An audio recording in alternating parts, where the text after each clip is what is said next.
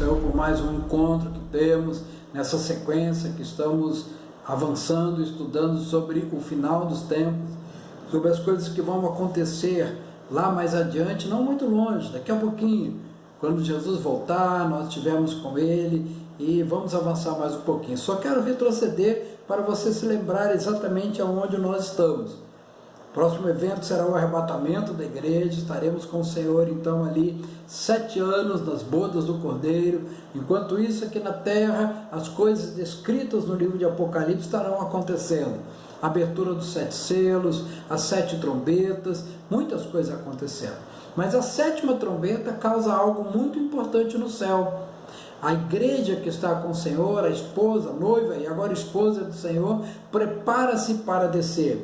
E você vê que quando é uma descrição da 7ª trombeta, lá no capítulo 11 de Apocalipse, no versículo 18 e assim por diante, você vai ver que o Senhor distribui os galardões. O que são galardões? Entendo que os galardões são divisas que vamos receber como igreja, como soldados do Senhor, como exército de Deus, para descendo com o Senhor governarmos sobre a terra. Durante 1000 anos vamos governar sobre a terra. Então a 7ª trombeta é o momento anterior da descida, do retorno da igreja com o Senhor. Mas antes que isso aconteça, antes que Jesus venha montado num cavalo branco, está lá no capítulo 19, ao capítulo 17 e o capítulo 18, 2 capítulos inteirinhos do Apocalipse, são 2 capítulos em 22, então é quase 10% do Apocalipse, 2 capítulos inteiros para descrever um personagem, a grande Babilônia. Dá uma olhada no versículo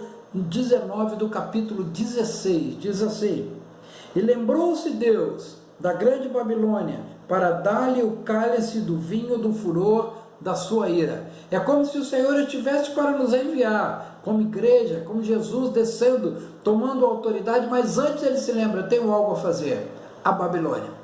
O que é tão importante na Babilônia que faz com que o Senhor tenha que parar tudo e se lembrar? Para isso, eu gostaria de voltar com você lá no livro de Gênesis, o começo de todas as coisas, para entendermos qual a origem da Babilônia. Gênesis capítulo 10, descreve a descendência de Noé. Noé teve 3 filhos, Sem, Cão e Jafé. E Cão foi aquele filho que desonrou o pai. Não só desonrou, como chamou as pessoas para verem a desonra do pai. E porque ele desonrou o pai, Noé, ao falar para os seus filhos, traz uma maldição para Cã. Na verdade, a maldição que Noé traz não é para Cã, é para a sua descendência. Que ele fala, maldito seja Canaã. Então a coisa foi tão forte, porque Cão amaldiçoou o seu pai, desonrou o seu pai, se levantou contra o seu pai. Então Noé amaldiçoa o seu filho, o filho de Cão. A Bíblia diz, né, que o Senhor visita a maldade dos pais nos filhos. Então por isso a maldição foi sobre Canaã. E aqui fala sobre a descendência de Cão. Gênesis capítulo 10, versículo 6 diz assim: os filhos de Cã, Cuxi, Mizraim, Pute e Canaã. 4 filhos que receberam a maldição através de Noé. E lá no versículo 8 diz assim: Cuxi gerou a Nimrod, o qual começou a ser poderoso na terra. Versículo 9, foi valente caçador diante do Senhor, daí dizer-se como Nimrod, poderoso caçador diante do Senhor. Essa expressão caçador diante do Senhor, na verdade quer dizer caçador afrontando o Senhor, caçador contra o Senhor. Não era um caçador que ia cuidado ou na presença do Senhor, não, é um caçador que confronta o Senhor. E diz no versículo 10, o princípio do seu reino foi Babel. Então, o início do reino de Nimrod, aonde ele se torna poderoso sobre a terra, é Babel. No versículo 11, completa, daquela terra saiu ele para a Síria e edificou Nínive. Você se lembra da cidade de Nínive, em que o profeta Jonas é enviado para ele, era a capital da Assíria, e Nínive havia se levantado e tomado o reino do norte, tinha destruído muitas nações e tinha cercado Jerusalém para destruir Jerusalém, mas ali eles encontraram uma duplinha tremenda, Ezequias o rei e Isaías o profeta, e esses 2 homens se uniram, rei e profeta oraram, buscaram o Senhor, e numa noite o Senhor veio e destruiu todo o exército de Nínive, ou seja, da Síria, que estava acampado ali. Então Nínive foi uma cidade que se levantou contra o Senhor.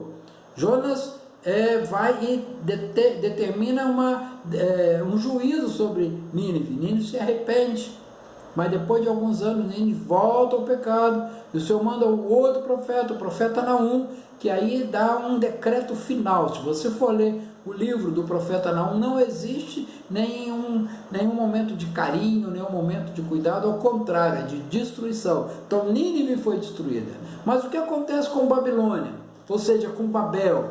Lá no capítulo 11 de Gênesis, conta a história da Torre de Babel. E alguns detalhes é importante nós observarmos aqui, que o objetivo deles para construírem a Torre de Babel é exatamente esse aqui, capítulo 11, versículo 4. Disseram: vinde, edificamos para nós uma cidade, uma torre.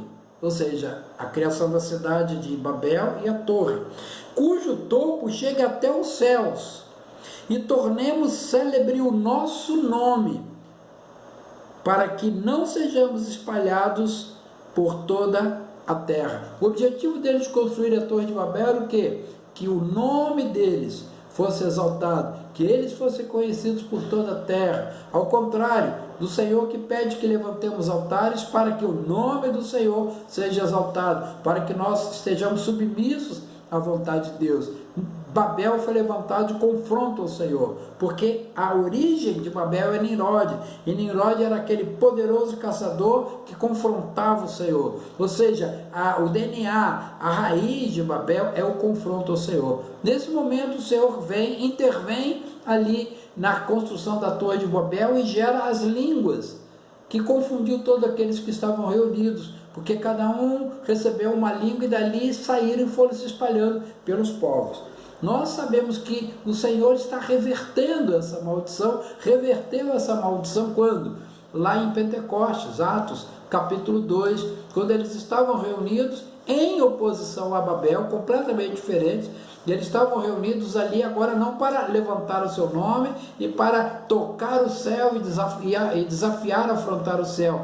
Na verdade, eles estavam ali reunidos para buscar do céu a revelação. Diante deles estavam ali em Jerusalém, era a festa de Pentecostes, milhares de pessoas falando línguas diferentes, e eles não sabiam como resolver isso, já que o Senhor tinha dado a ordem, ide por todo mundo. Então eles ali buscam o Senhor no cenáculo, eles estavam reunidos e buscam o Senhor: o que nós faremos? Tem misericórdia, vem até nós somos pequenos, não conseguimos avançar. O oposto de Babel.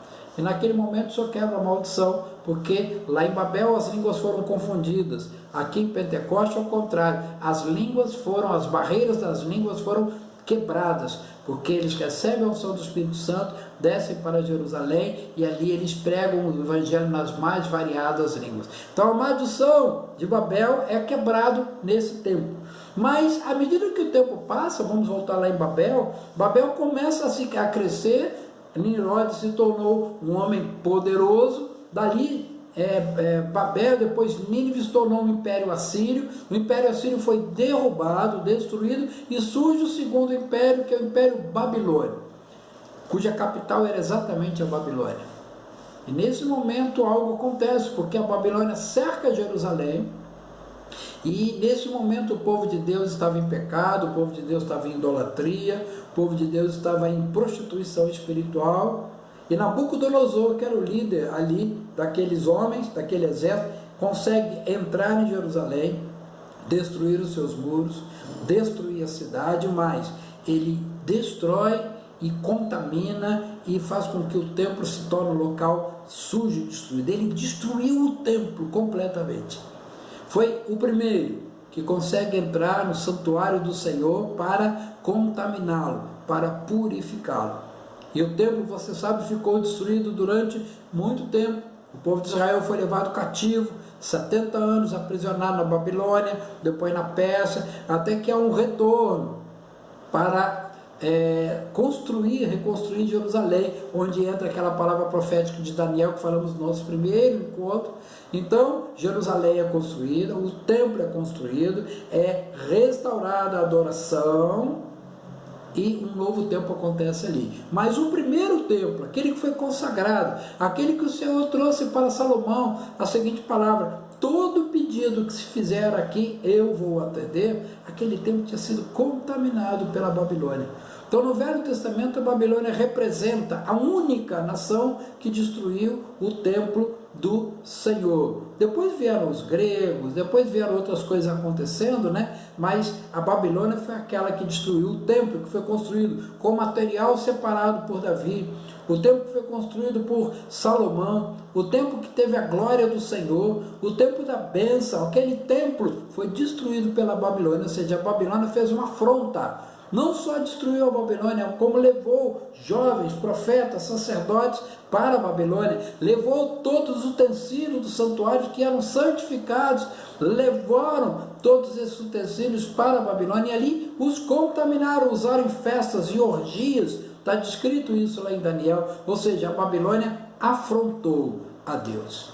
Toda afronta diretamente à santidade de Deus, o Senhor vem e com mão forte para punir, para castigar. Vamos pegar um exemplo que aconteceu lá com Josué. Josué vence a batalha em Jericó e segue adiante para vencer uma pequena cidade chamada Ai.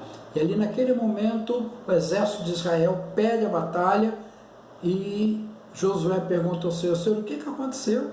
Uma cidade tão pequena, poderíamos ter vencido, mas Deus fala: é porque há pecado no meio do meu povo. E é importante nós observarmos essa questão de há pecado no meio do meu povo, porque eu fico imaginando o povo de Israel, talvez 1, 2, 3 milhões de pessoas. Haveria algum momento em que ninguém em Israel pecasse? Imagina, 1 milhão de pessoas.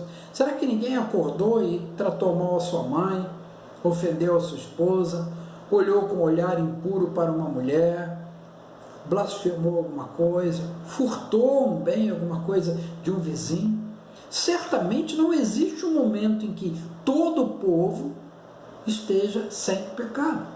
Mas por que aquele pecado de Acã fez com que o exército de Israel perdesse a batalha em Ai? Por quê? Porque o pecado de Acã não foi contra uma pessoa ou contra outra.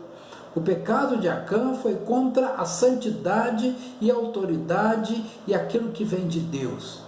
Se você olhar lá atrás em Levítico, mesmo em Êxodo, há uma determinação do Senhor dizendo: quando você entrar numa cidade e guerrear e vencer aquela cidade, todo o despojo será do Senhor.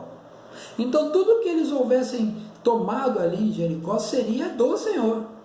Mas o que Acã faz? Acã toma para si ouro, prata, toma para si uma capa e esconde. Na verdade, ele não estava tomando de Jericó, ele não estava roubando dos seus amigos, ele não estava enganando, não, ele estava afrontando a Deus. E o que acontece? Eles perdem a batalha e o Senhor indica exatamente quem era Acã. A família de Acã é destruída, então eles conseguem vencer a cidade de Ai, e não só vencer, como entrarem em Canaã de uma forma geral. Isso é muito importante. Todas as vezes que afrontamos a santidade de Deus, a determinação do Senhor, há uma desobediência contra Deus, nós perdemos a direção do Senhor. E certamente haverá morte. Mais um exemplo. Quando Saul vence a batalha, ele tinha que esperar Samuel chegar para fazer o sacrifício, e Samuel se demorava, afinal de contas ele era o rei, ele ia ficar esperando Samuel, e ele mesmo começa a fazer o culto, o sacrifício ali. Quando Samuel chega, fala com ele: Deus não quer sacrifício, Deus não se importa com sacrifício, tanto quanto se importa que lhe obedeça. Saul afrontou a Deus porque ele tomou para si uma função que não era dele. A função sacerdotal era de Samuel. E o que o Senhor diz através de Samuel? Hoje mesmo o teu reino está terminado, o teu reino será tomado. Todas as vezes que há uma afronta contra a santidade de Deus, contra um dom de Deus, contra uma bênção de Deus que tomamos para nós, há morte. Ou morte física, no caso da família de Acã, ou morte de autoridade. Saul perdeu o seu reinado, Davi é levantado no lugar dele, ou muitas vezes morte espiritual. Eu lamentavelmente conheço pastores e líderes que tomaram para si uma autoridade que Deus deu, usaram as bênçãos que Deus conferiu para negócio próprio para ficarem ricos, e o que acontece é que eles foram envergonhados, eles foram destruídos, ou seja, houve uma morte ministerial. Bem, estamos agora chegando na Babilônia. A Babilônia que foi aquela que ao longo da história se levantou contra o povo de Deus. A Babilônia representa a prostituição espiritual. A Babilônia se representa a idolatria. Por isso que o Senhor, antes de avançar na sequência do Apocalipse, ele se lembra da Babilônia. No livro de Mateus, capítulo 22, versículo 37, Jesus diz assim: amarás o Senhor teu Deus de todo o teu coração, de toda a tua alma e de todo o teu entendimento. Este é o grande e primeiro mandamento. Presta atenção, amar a Deus, obedecer, não levantar altares de adoração, ou seja, não estar em prostituição espiritual, que é a idolatria. Este é o primeiro e grande mandamento. E contra este mandamento o Senhor se levanta.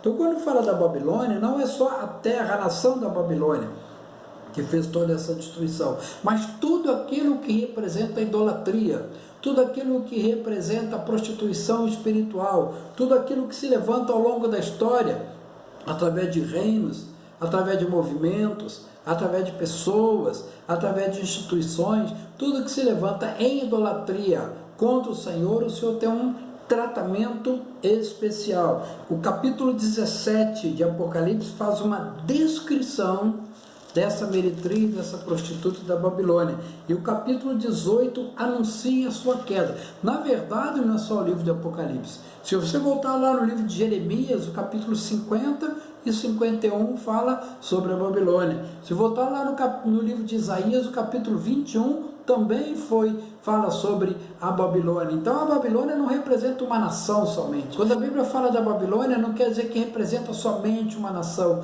mas representa todo o movimento, seja uma pessoa, uma nação, seja, enfim, um país que se levanta contra o Senhor através da adoração com outros deuses, através da idolatria. E aqui no capítulo 17 é uma descrição sobre a Babilônia, sobre a meretriz. Diz que ela está assentada sobre muitas águas. E nós sabemos que quando a Bíblia fala de muitas águas, fala de nações, fala de povos, ou seja, ela domina sobre, assentada quer dizer, domina sobre muitas nações, ela tem o controle de muitas nações, e foi assim, a Babilônia controlava muitas pessoas. Quando veio o Império Romano, que também é representado pela Babilônia, quando veio o Império Romano dominou sobre a maioria das nações da terra. Depois, quando o Império Romano cai, então surge outro império, aí o Império Papal, com a sede também em Roma, e também para dominar sobre as nações, para trazer ensino de idolatria, ensino de culto a mortos, porque essa é a característica da igreja romana, culto a mortos, ou seja, adora os ditos santos, mas todos eles já morreram, culto a Maria, muitas vezes colocando Maria acima de Jesus. É comum você chegar nas igrejas romanas e encontrar estátuas, imagens de Maria, mas é muito raro encontrar a estátua de Jesus, uma imagem de Jesus. E quando aparece Jesus, Jesus está morto, indefeso ali na cruz, sem ter o que fazer, ou está deitado num caixão, ou às vezes um nenenzinho no colo de José e de Maria. Ou seja, a igreja romana é a igreja idólatra, é a igreja que, em vez de adorar exclusivamente ao Senhor, adora outros deuses também. Eu não estou dizendo que a igreja romana não fale de Deus, fala, mas o que importa não é só adorar ou só falar de Deus, nós precisamos falar exclusivamente de Deus. E a idolatria é algo muito forte, e o que nos difere, igreja evangélica, da igreja católica romana, é exatamente a adoração, porque nós adoramos única e exclusivamente a quem está vivo, Jesus, que nasceu, morreu, mas ele ressuscitou, está vivo à direita de Deus. Enquanto que a igreja católica romana, ela adora também a ídolos. Pessoas que morreram são chamados santos, a Maria, que nós conhecemos como uma mulher especial, uma mulher diferente, uma mulher digna de honra, mas não de idolatria. Pastor, mas tem muitos erros na igreja evangélica? Tem. é uma instituição humana. Tem erros, tem pessoas que erram, tem pessoas que pegam, muitas vezes até idolatrias no sentido de adorar pessoas, adorar movimentos, adorar obras, adorar momentos, mas uma coisa que nós fazemos é cultuar somente a Deus, somente a Jesus que está vivo. Por isso o Senhor se levanta para combater a idolatria. E aqui diz, no capítulo 17, que essa meretriz está sentada sobre muitas águas. E diz mais, ela se prostituía com os reis. Ou seja, que é uma prostituição, é um envolvimento, de tal forma que estes reis adoravam também, através da igreja romana, através da Babilônia espiritual, faziam alianças e adoravam outros deuses, e trocavam favores.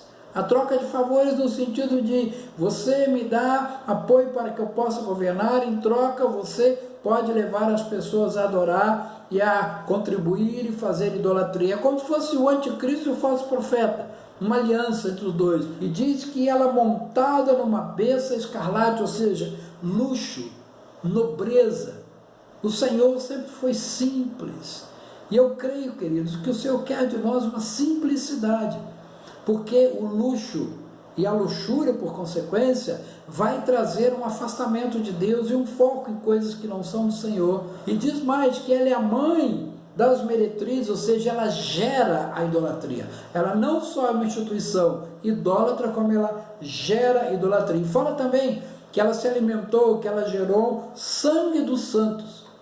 É só você ver na história a perseguição ao cristianismo, não é? Houve a reforma lá em torno do ano 1500, mas depois veio a contra-reforma, onde muitos homens de Deus, muitos santos foram perseguidos, foram mortos. E também no Império Romano, lá no início da igreja, quantos foram lançados aos leões, foram lançados nas cadeias, ou seja, perseguição aos mortos, ou melhor, perseguição aos santos. E até hoje nós vemos isso, perseguição ao cristianismo. Os cristãos são perseguidos aqui na Venezuela, aqui no México, na Coreia do Norte, na China, outros países. Então você vê a lista de países onde a igreja é perseguida, que sai todo ano, o ministério Portas Abertas, né? Grande perseguição, e o Senhor vai se levantar contra todo tipo de perseguição e de idolatria. Então, muitos querem descobrir quem é essa Babilônia. Talvez seja Roma, talvez... Eu não quero entrar nesse detalhe, porque você pode analisar por uma série de coisas. Talvez esteja falando da cidade de Roma, talvez esteja falando de uma outra cidade, não importa. O que importa é que o Senhor, antes de todas as coisas, ele vai se levantar contra a idolatria, contra a grande meretriz. E lá no capítulo 18 vem a descrição da queda e da destruição da Babilônia. E é uma descrição terrível, é uma descrição que vai haver grande destruição. Ou seja, diz aí capítulo 18 de Apocalipse, versículo 8, diz: por isso em um só dia sobrevirão os seus flagelos, morte, pranto e fome, e será consumida no fogo, porque poderoso é o Senhor Deus que a julgou. Aqui nós temos que confrontar também na história, porque o Senhor diz na sua palavra: pode uma nação nascer em um só dia? E o que aconteceu foi exatamente com Israel após a Segunda Guerra Mundial, quando um só dia, numa votação da ONU, presidida pelo brasileiro Oswaldo Aranha, num só dia uma nação foi criada, a nação de Israel. E aqui diz que aquele que se levantou contra Israel, aquele que se levantou contra o Senhor, em um só dia vai ser destruído. E vai ser terrível, porque diz que vai, a partir disso, ela vai ser morada de demônios, ou seja, algo terrível vai acontecer ali. Aqueles que se enriqueceram com elas vão se afastar. Olha só o que diz lá no capítulo 18 de Apocalipse, versículo 15. Os mercadores destas coisas, que por meio delas se enriqueceram, conservar-se-ão de longe pelo medo do seu tormento.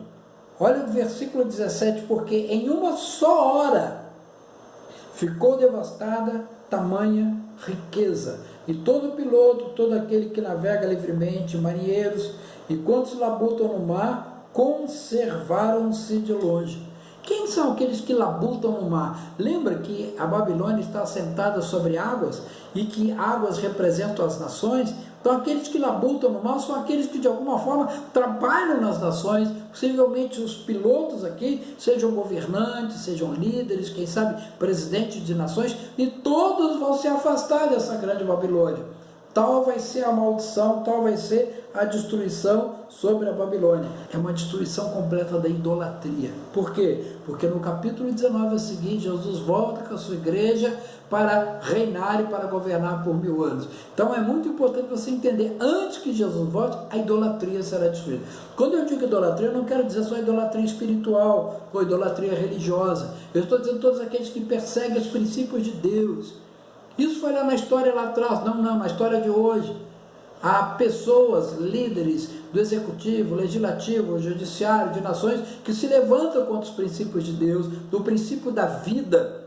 Aqueles que apoiam o aborto estão se levantando contra os princípios de Deus. O princípio da família, aqueles que levantam em rebelião estão destruindo o princípio da honra e da família. O princípio do casamento nas bases de Deus, um homem e uma mulher, todos aqueles que se levantam contra esse projeto, contra esse propósito de Deus, estão se levantando contra os propósitos do Senhor. O princípio da liberdade. O Senhor veio para que nós sejamos livres. E temos visto ultimamente muitos se levantando contra a liberdade, tentando colocar algemas naqueles que estão pregando o Evangelho. Somos, como cristãos, perseguidos, sim.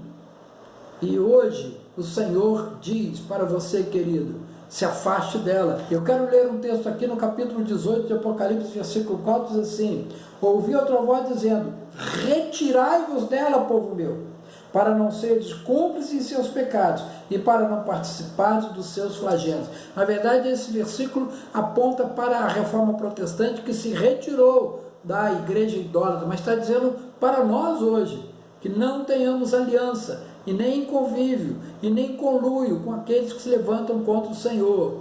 Isso é muito importante, essa palavra que eu trago para você. Não se envolva com a Babilônia, não se envolva com a idolatria, não se envolva com a defesa de princípios que não são do Senhor. Ao contrário, busque a palavra, busque a verdade. A Bíblia diz, conhecereis a verdade e a verdade vos libertará. Amém, querido? É bom nós estarmos juntos. Semana que vem vamos voltar e vai ser tremendo, porque vamos falar exatamente sobre o retorno de Jesus com a sua igreja, o aprisionamento de Satanás. Deus te abençoe, querido, em nome de Jesus. Não se esqueça de se inscrever no canal do YouTube nosso e clicar no sininho para que você possa receber as notificações. Deus te abençoe.